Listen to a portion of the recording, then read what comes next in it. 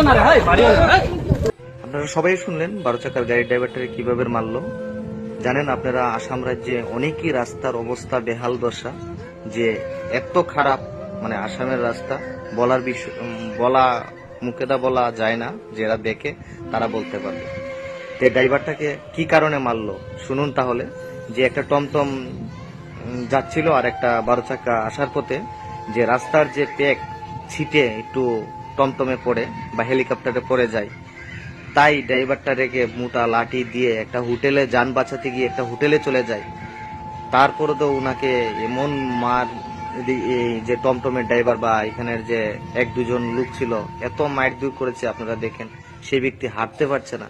তো এখানের যে দোকান ছিল, দোকানের মালিকে বাঁচিয়েছে। আমি দোকানের মালিকরে আমি অসংখ্য ধন্যবাদ জানাই। তাহলে চিন্তা করেন বড় গাড়ির ড্রাইভারের ইজ্জত সম্মান কোথায় রইল।